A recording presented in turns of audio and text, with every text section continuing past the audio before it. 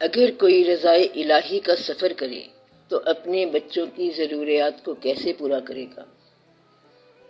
میں آسائشوں کو روک نہیں رہا، مگر میں صرف اس شخص کو بات بتا رہا ہوں جس کا مقصد تقرب الہی ہے۔ اگر اس کا مقصد یہ نہیں ہے تو پھر آپ یہ زندگی گزار لیں جیسے گزرتی ہے، کھاؤ پیو، آسائش حاصل کرو، مشکل وقت کے لیے پیسے جمع کرو اور پھر مشکل وقت آ ہی جائے گا۔ تو یہ عام آدمی کی بات ہے، اور اگر مقصد تقرب الہی ہے تو اس کے لیے یہ چیزیں نہیں چاہیے۔ ایک آدمی کے دل میں اگر سوچ پیدا ہو گیا، عشق پیدا ہو گیا تو وہ رات کو جاگے گا۔ اگر آپ کا مقصد تقرب الہی ہے تو پھر آپ اپنے لیے آسائش کی محبت نکال دیں، آسائش کو تقرب الہی نہ سمجھیں۔ اگر ایک آدمی کے دل میں سوچ پیدا ہو گیا اور وہ رات کو جاگنا شروع ہو گیا تو اسے چاہیے کہ سارے شہر کو جگانا نہ شروع کر دے۔ اس لیے جو سوز عشق ہے وہ بے شک خود جاگے۔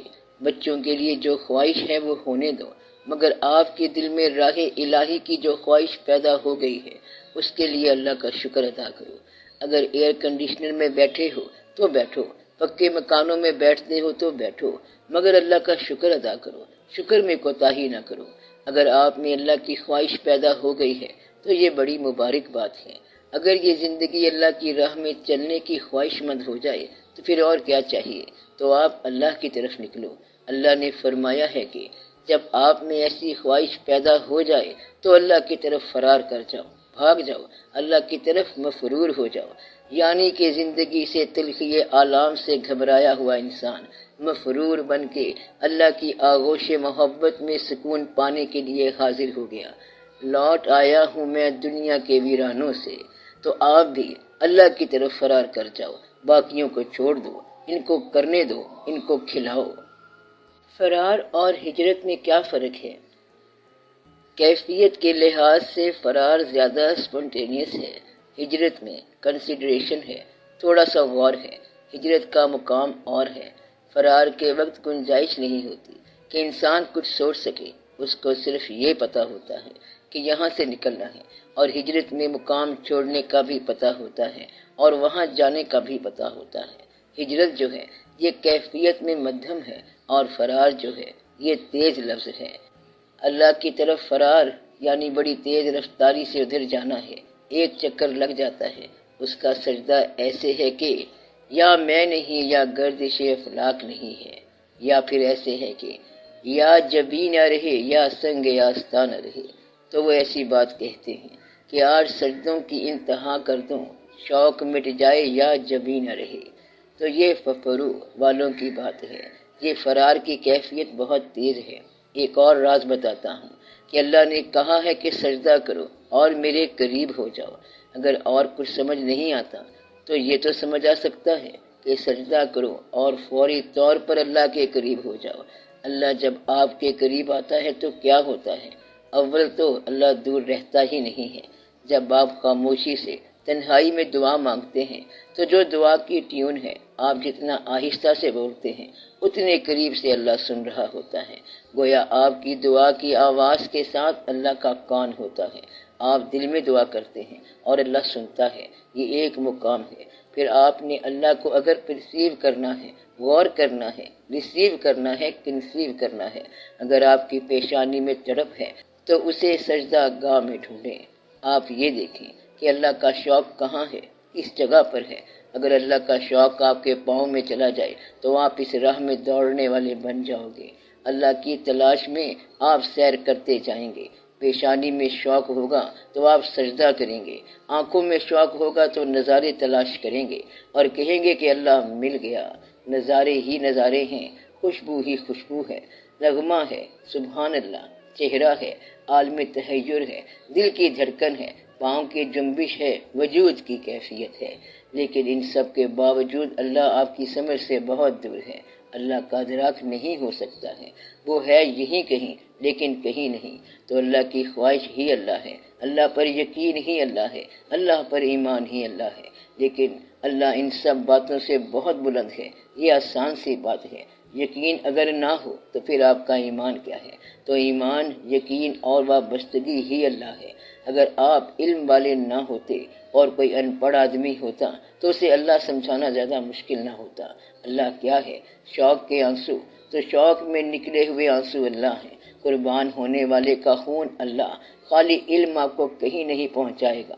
دنیا دار سے یہ کہتے ہیں کہ تو پیسے خرچ کر، عبادت کر، تیرا کام ہو جائے گا، اور شوق والے کے لیے کام آسان ہے۔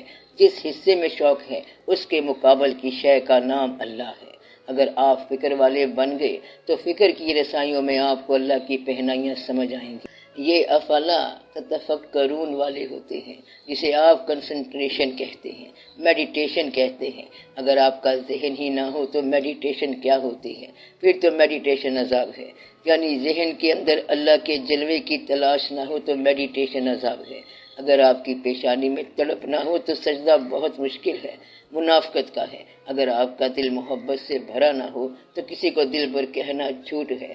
دل اگر رانجھے کا ہو تو پھر ہیر اللہ ہے، بس پوری کہانی ہے۔ لیکن اگر دل وہ ہو تو، اگر ہیر یا رانجھا نہیں تو پھر کم از کم وارث شاہ رحمت اللہ کا دل ہو۔ اگر ہیر سچی نہیں ہے یا رانجھا سچا نہیں ہے تو وارث شاہ رحمت اللہ تو سچ ہے۔ تو آپ کسی مقام پر تو سچے ہو جائیں۔ چلو کسی ایک کے ساتھ سچے ہو جائیں، ایک کیفیت میں سچے ہو جائیں، ایک لمحے کے ساتھ سچے ہو جائیں، کوئی وعدہ کر لیں، یہ کہہ دیں کہ جھوٹ نہیں بولیں گے۔ کیا یہ مشکل بات ہے؟ کچھ بزرگوں کے بارے میں کہتے ہیں کہ ان کے منہ سے جو بات نکلتی تھی وہ پوری ہو جاتی تھی۔ انہوں نے کبھی زبان سے ایسی بات نکالی ہی نہیں جو نہ پوری ہونے والی ہو۔ جس کی زبان سے جھوٹ نہ نکلا ہو اس کی زبان سے اتفاق سے نکلا ہوا فکرہ بھی سچ ہو جائے گا۔ آپ جھوٹ نکال دیں تو خود بخود ہی سب سچ ہو جائے گا۔ آپ کو اب سارا راز بتا دیا ہے۔ اللہ کی راہ آسان ہے۔ اللہ کے حبیب صلی اللہ علیہ وآلہ وسلم کی بات بھی بتاتا ہوں۔ وہاں پہ سوچ درکار نہیں ہے، صرف ادب درکار ہے۔ ادب ہی درود ہے۔ اس ذات کے خیال کے سامنے مؤدب ہو جانا ہی درود ہے۔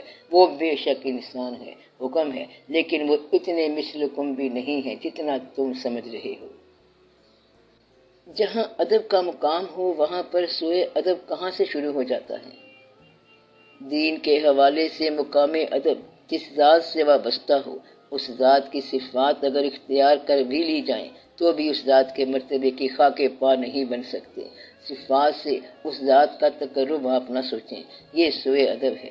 ذات کا تقرب منشائے ذات سے سوچیں، اور یہ بڑی ضروری بات ہے۔ تقلید ذات کو عام طور پر ذات کا تقرب بتایا جاتا ہے، مگر ہم تقرب ذات کی بات یہ بتا رہے ہیں کہ یہ منشائے ذات سے ہے۔ بس پھر ذات آپ کے ساتھ چلے گی تو تقلید بھی ہو اور محبت بھی ہو۔ ایسا ہو سکتا ہے کہ ایک آدمی اطاعت در اطاعت کر رہا ہو مگر اسے محبت کا پتہ ہی نہ ہو۔ مثلا کوئی اللہ کی بات کر رہا ہو اور سرکار دو عالم صلی اللہ علیہ وآلہ وسلم کی آواز آ جائے تو اگر وہ کہے کہ میں تو اللہ کی بات کر رہا ہوں تو یہ اطاعت نہیں ہے۔ تو جس ذات نے ایمان عطا فرمایا اس پر سب قربان ہے۔ ایک روز آپ صلی اللہ علیہ وآلہ وسلم نے صحابہ کرام رضی اللہ تعالیٰ عنہ سے پوچھا کہ تمہیں ایمان کے بارے میں کیا سمجھ آیا؟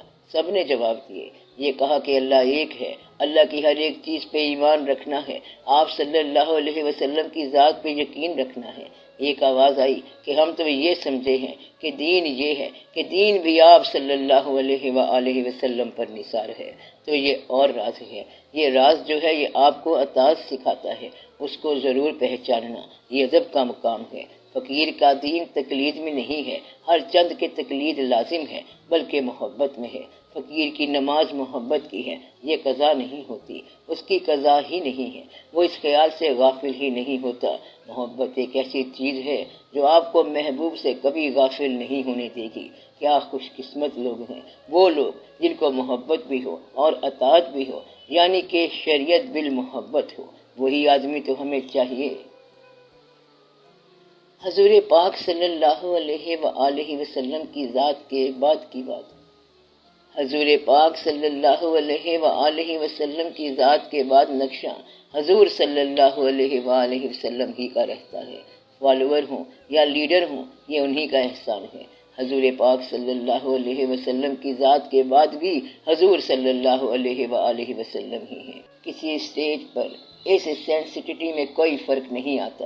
اس لیے جب کچھ لوگوں نے کہا کہ ہم حضور پاک صلی اللہ علیہ وآلہ وسلم کے دور میں تو نہیں ہیں، پھر یہ بات کیسے کھلے گی؟ تو انہوں نے کہا کہ شیخ کامل بھی حضور پاک صلی اللہ علیہ وآلہ وسلم کا فیض ہے۔ تو یہ راز ہے کہ ہمیں سجدہ کرنے سے کام ہے، جو وہاں نہیں تو یہیں صحیح۔ اگر آپ نے سمندر میں چراغ جلانا تھا تو سمندر گزر گیا، اب آپ کے پاس دریا ہے تو پھر دریا میں چراغ جلا لیں، وہ بھی سمندر میں چلا جائے گا۔ اس لیے آپ کی وابستگی یہیں سے ہوگی۔ اب 2022 کا سال ہے، لیکن آپ آج ہی درود بھیجیں گے اسی ذات پر جو 1400 سال پہلے تھی۔ درود میں وہی اثر ہوگا جو آپ صلی اللہ علیہ وآلہ وسلم کی موجودگی میں بھیجنے سے تھا۔ جب آپ لوگوں کا وجود نہیں تھا تو آپ کی روح حضور پاک صلی اللہ علیہ وآلہ وسلم کی محفل میں زیر تربیت تھی۔ یہ روحیں اس محفل میں تھی، تب ہی آپ کو یہاں آ کے وہ محبت ملی۔ یہ روحیں روز ازل سے پرورش پا چکی ہیں، عالم ارواح میں آپ اسی محفل میں ہوں گے، ورنہ یہاں پہ کیسے محبت ہو سکتی ہے؟